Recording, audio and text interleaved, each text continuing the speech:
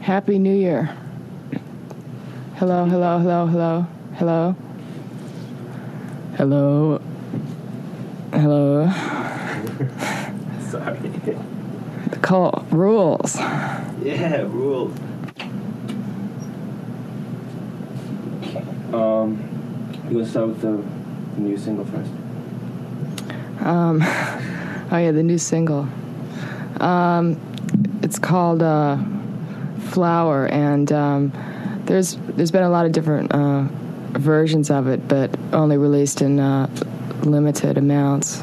But the official 12-inch is Flower on one side and Halloween on the other side. It's not really come out in America yet. It should be out in a week or so.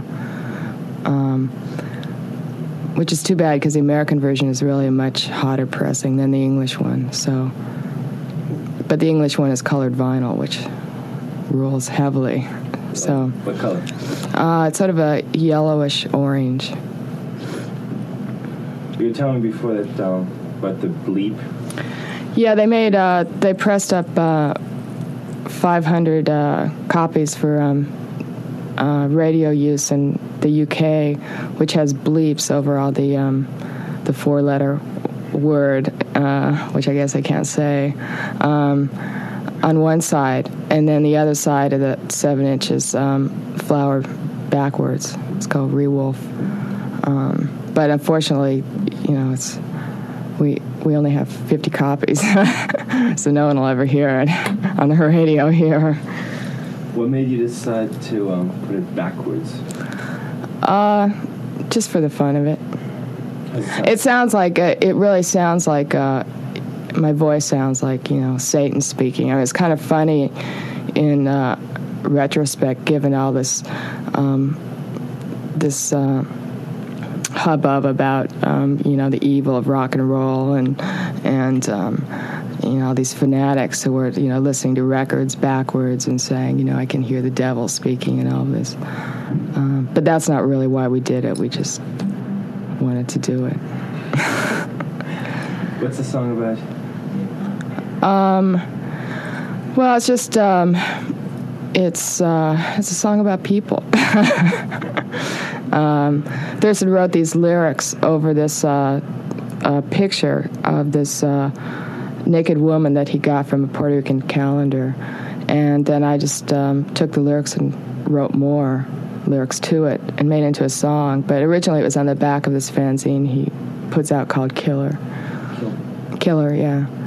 And it's just a song about love, and How about Satan is Born? What's that all about? It's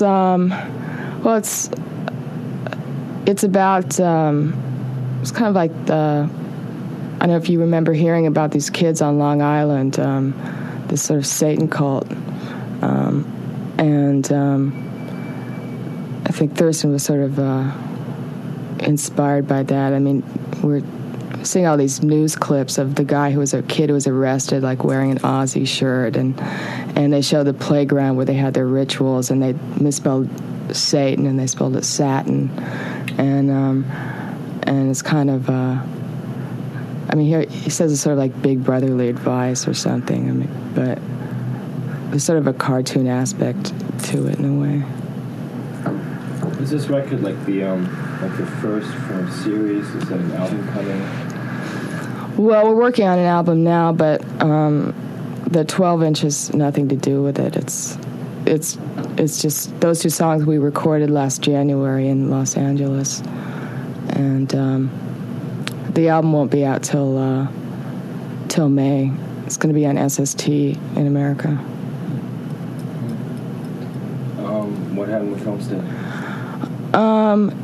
Nothing really. I mean, we're still on friendly terms with them. We just feel that SST can give us higher visibility, and and just we're going to be doing global. It's going to be SST is going to be setting up this tour for us, and it just makes sense really to go hand in hand, with the record. I mean, it seems pretty obvious that they're really the strongest independent in America, and that's really, it seems like it would be good for us. I mean, we're not really interested in searching out any kind of major deal, at this point, even if anyone would have us. It just, it seems like a good situation for us. What's keeping you away from the majors? Well, it's just, a band like us, if anybody, say, some A&R man who was like really enthusiastic and was really able to convince a record company to put us out. I mean, so often what happens is people have those kind of jobs. It's such a temporary thing. They quit or they're fired, and so they see you through your first record, and then what happens? The record company's stuck with you, and it's kind of, it's just like it can really hold up, the output of your product, or can really, we're just not. We're geared for more long-term kind of situation. Any changes in terms of music for the new album? I don't know. I can't really say at this point. New songs. The last record, Bad Moon Rising, really got a lot of rave reviews. Mm-hmm. A lot of critics really jumped on it. How does that make you feel? Well, it's the first record that's really been had any kind of good distribution, actually, and it's kind of sad that the other records are just kind of they're there somewhere, but to a lot of people, they think like Bad Moon is like the first record we ever put out, and we're generally we're pretty happy with it, but there's some things that certainly we'd redo. I mean, it's great that it's gotten, it's great that it's gotten such good reviews. Has that changed anything in terms of like your audience, who comes, how many people come? Well, I don't know what changed. Of course it probably. Sure, it definitely helps. I mean, it definitely, the press is something you can't rely on. The press, the press is really fickle. You can't rely on it. And still, there is, at this point, I think that we're much more of a live band than we are a recorded band. And not that we don't want to, we're really anxious to do the next record because we really want to try and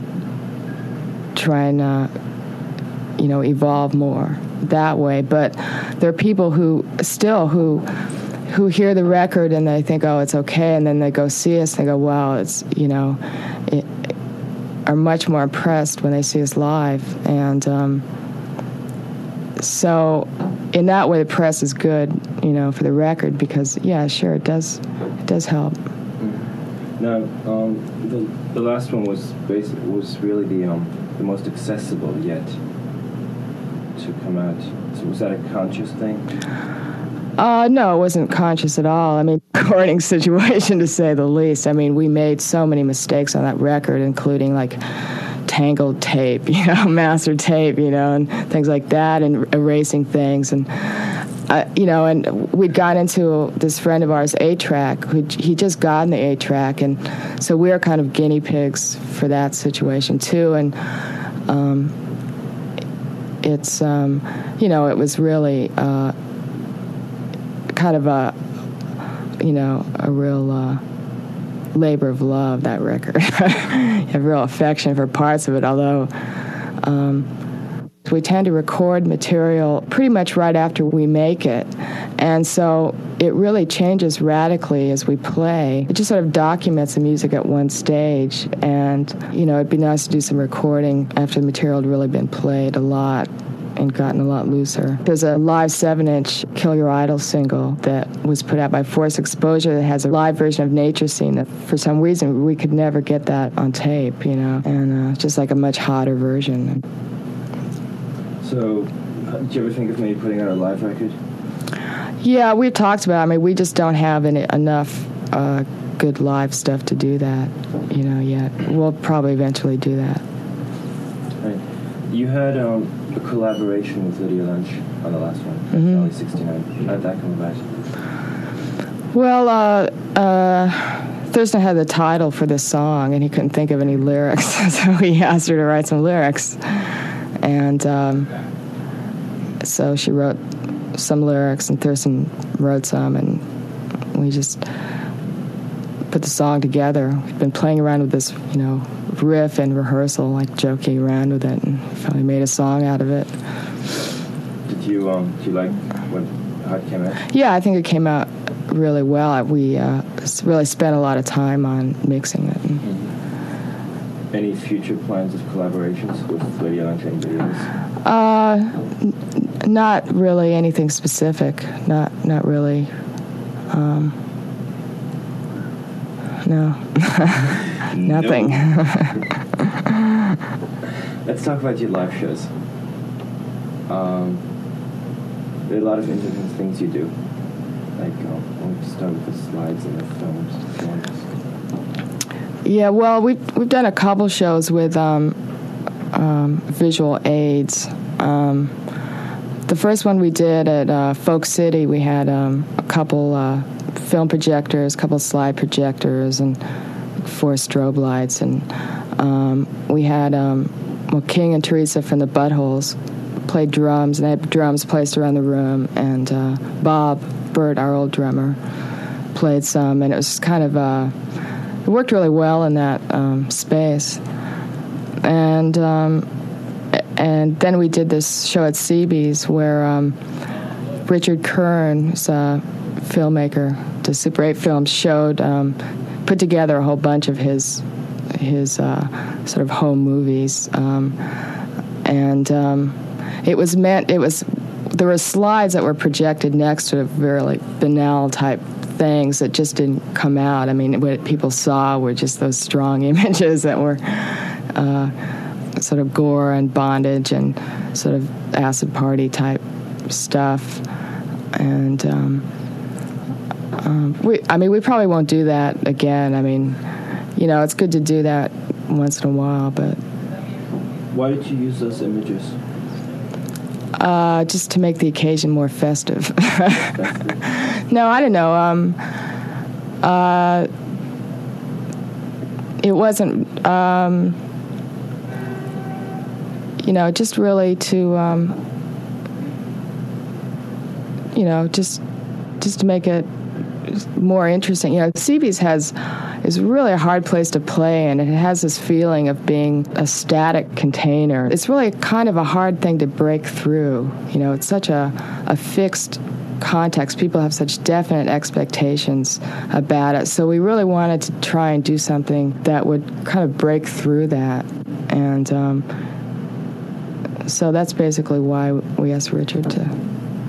Do you think it takes away at all? Maybe the focus? Maybe it does, but it's not like we do it every show. So it just makes the music maybe more like background music or movie music. But I don't know. I think maybe it goes back and forth. Some people were saying they really thought it was all planned out to go with the pictures, and it wasn't at all. But it's not like we're not really heavily into gore and sadomasochism or anything. It's more, it's much more like the cartoon aspect of that. It's not like,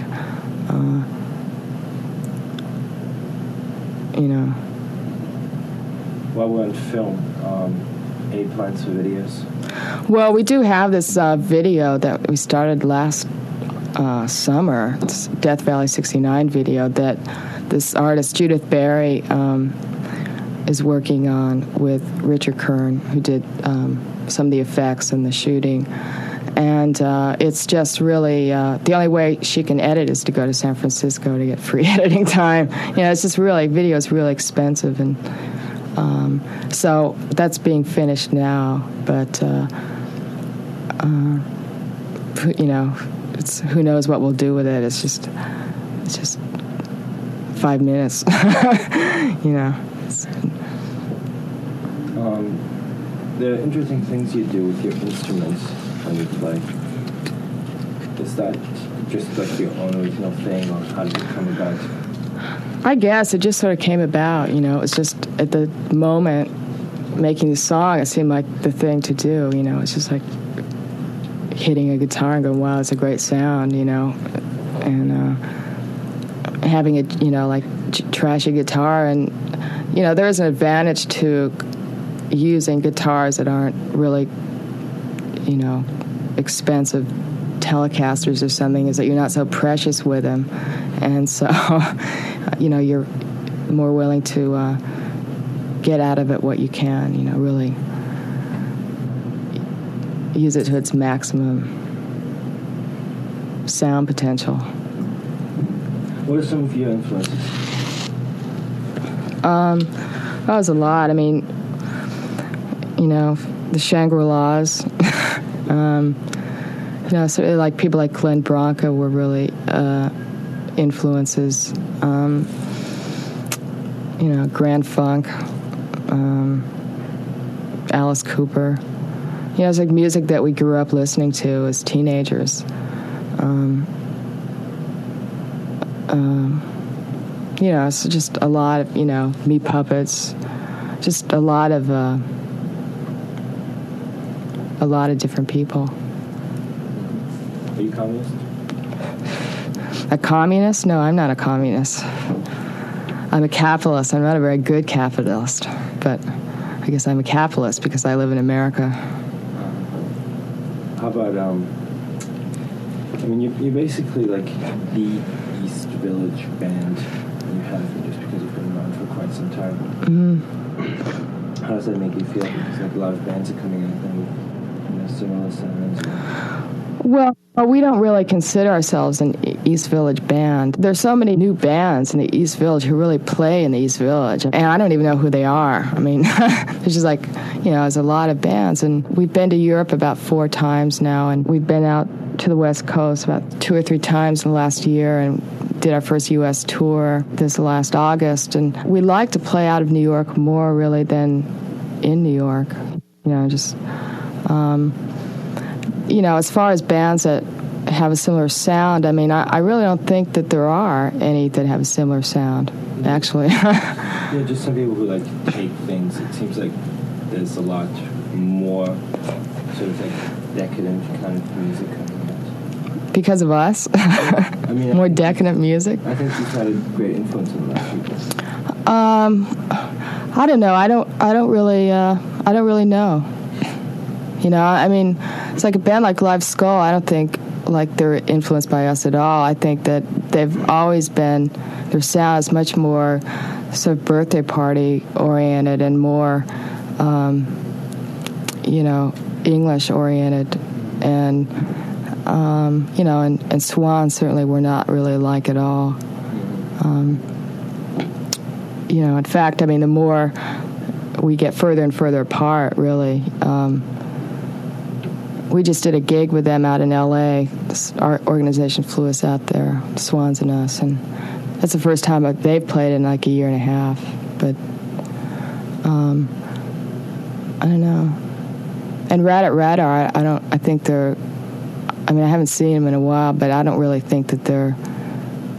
You know, they're more like Velvet Underground, Patti Smith influence, or they were initially. I think they're much more conventional, like song structures. You know, both Live Skull and Red are. You know, I think it's a hard thing because, you know, now sort of people look to New York now. You know, New York is really kind of on the map, and again, and you know, there's a real tendency just to group all these people together because they live in the same city, and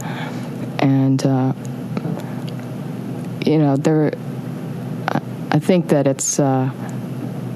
Just because it's such a new scene in a certain way over again, you know, starting over again, that, you know, it's like looking at L.A. or something in the 70s and going, well, there's the Alley Cats and the Blasters and the Germs and this and that, but, you know, what did those bands have in common, you know? I mean, look at them now. I mean, you know, they played in the same clubs. just an interesting thing when Life Skull and we're discussing their record cover. Mm-hmm. And they said that, are you familiar with it? Yeah, yeah. You know, the brain in the front, Yeah. burning brain. Yeah. And they said that originally they had wanted to put the burning brain in the front. Right. But since your cover had sort of the exploding brain, they decided to move that to the back. Yeah, I don't know. I mean, I don't know what the cover means even, but... What does your cover mean? Our cover? What does it mean? I don't know. I mean, you could probably look at it and read in just as much as I could tell you, and each would be equally true or equally false. I mean, you know, I think it's kind of a pretty loaded cover, and so I don't really want to say anything about it, just because it just seems really obvious to me what it is. I don't, you know, I mean, it's. I mean, it really was pretty much so inspired by real filmic kind of ideas, like from people like De Palma and Hitchcock, kind of. Do you find any difference between, say, your European and American audiences? How they respond? I don't find that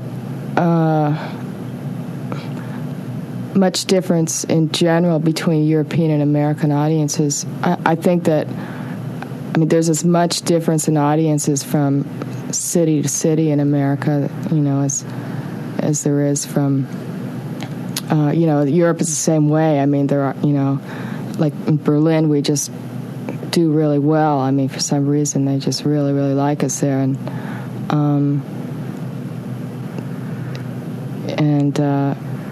it's just English audiences have been really good for us.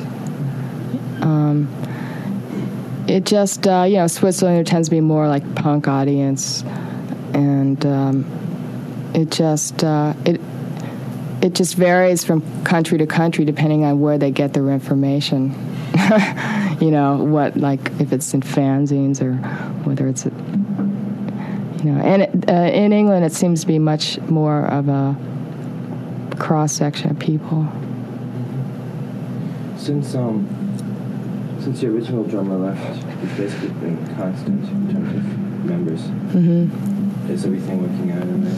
Well, Bob Burt left last May after the last European tour, and we've been working with, he was with us the longest. He was with us for a couple of years, I guess.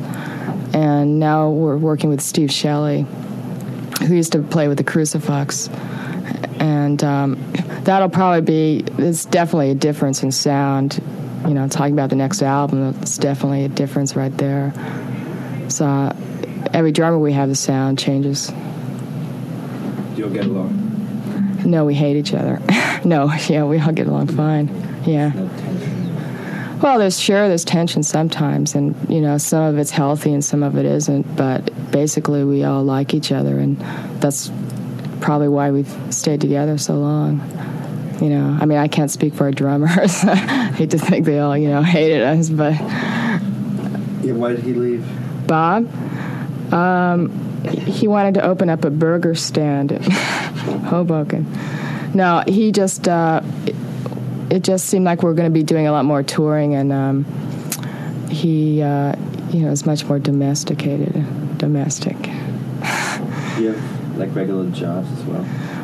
Well, we try to. Right now, I mean, Thurston and I are unemployed. It's really, we're in a hard position now because we tour a lot, but we're not quite making enough money not to have jobs. On the other hand, we're not around long enough to have jobs. You know, it's kind of hard. I mean, Lee has a pretty good job situation. So at the moment, you know, we're totally broke. You were saying before Thurston has a fanzine. Do you want to just talk about that? Well, Thurston has a fanzine called Killer that he puts out very sporadically. And in fact, the last issue he was getting all ready to put out, and somebody stole all the material, and he was crushed. So he's kind of working himself up to doing it again. But he was buying a watermelon, and he put his briefcase down, and somebody snatched it. And a sad story. Is that going to turn into a song? I don't know. It depends on how desperate we get. What kind of fanzine is it? What does it cover? It's just bands that he likes. His reviews. He's starting to put more. Actually, the first ones had a lot of pictures. This woman, Catherine Sarasol,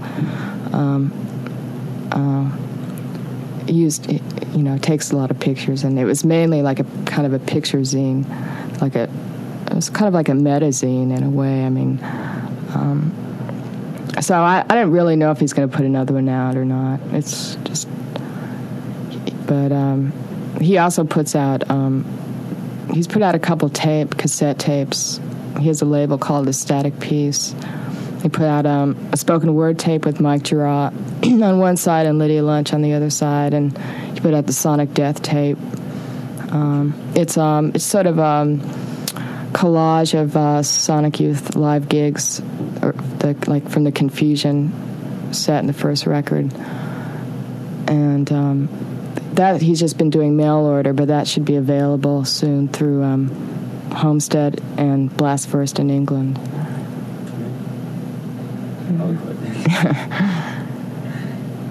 Okay. Anything else you want to mention? No, just come down to the gig Friday and see us and Das Damen and the Necros from Detroit.